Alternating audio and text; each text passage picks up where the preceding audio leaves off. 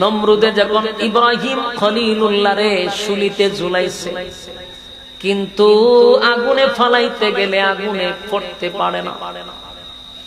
সব শক্তি দিয়েও আগুনে লামানো যায় না।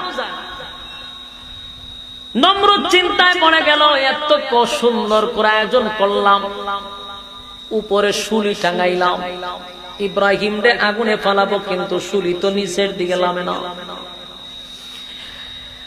চতুর্দিকে চেষ্টা করলাম, বিভিন্ন ধরনের জ্যোতিষাল্য কোনো কাজ হয় না। হঠাৎ করে শয়তান আয়া হাজির হইছে। নমরুদের কাছে শয়তান বলে, ইব্রাহিম রে আগুনে ফালাইতে হলে একটাই মাত্র পথ, একটাই মাত্র রাস্তা। বলে কি?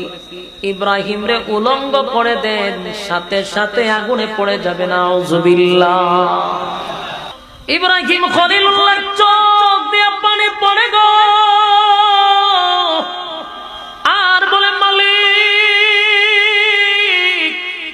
মুসিবতের মধ্যে পড়লে দেখছি সন্তানের কাছে বাবা এসে সান্ত্বনা দেয়, বাবারা সন্তানের পাশে তাইখা সান্ত্বনা দেয়, কিন্তু আমি এত হতভাগা সন্তান, কেউ আমারে উলঙ্গ করতে রাজি হয় না, কিন্তু আমার বাবা আমার ইজ্জত নিয়ে টান দিল।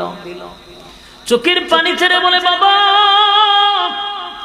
আমি একজন আল্লাহর পয়গম্বর, এতগুলা মানুষের সামনে আপনি আমারে উলঙ্গ কইরেন না, উলঙ্গ কইরেন না, আমার ইজ্জতের হেফাজত, আপনি এত বড় নিষ্ঠুর হইয়েন না, আমারে উলঙ্গ কইরেন না। কিন্তু নিজের বাবাই যখন ইব্রাহিম খলিলুল্লাহর কাপড়ে ধরে টান দিছে, ইব্রাহিম খলিলুল্লাহর চোখ দিয়া পানি পড়ে।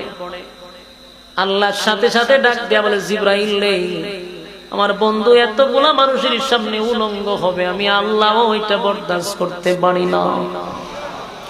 সাথে সাথে জান্নাত থেকে কাপড় আইনা ইব্রাহিম খলিলুল্লাহরে ঘুরা দিছে, আর সাথে সাথে আগুনের ভিতরে ঢুকায়া দিছে, কিন্তু আগুনে পড়ে গেছে। সবাই আনন্দ মিছিল করতেছে, ইব্রাহিম রে শেষ করে দিছে। আল্লাহ কয়, কুলনা ইয়া নারকুনি বারদান ওয়া সালামান আলা ইব্রাহিম। আল্লাহ কয়, আমার ইব্রাহিমের জন্য আরামদায়ক ঠান্ডা হয়ে যাও। একবারও বলেন ঠান্ডা হয়ে যাও, বলছে আরামদায়ক ঠান্ডা। এই আগুনের ভিতরটা ইব্রাহিম খলিলুল্লাহর জন্য একটা এয়ার কন্ডিশন হয়ে গেছে। সুবহানাল্লাহ। কিন্তু ইব্রাহিম নবী তো পরীক্ষায় ফার্স্ট ডিভিশনে পাস, কারণ আগুনে পড়ার আগ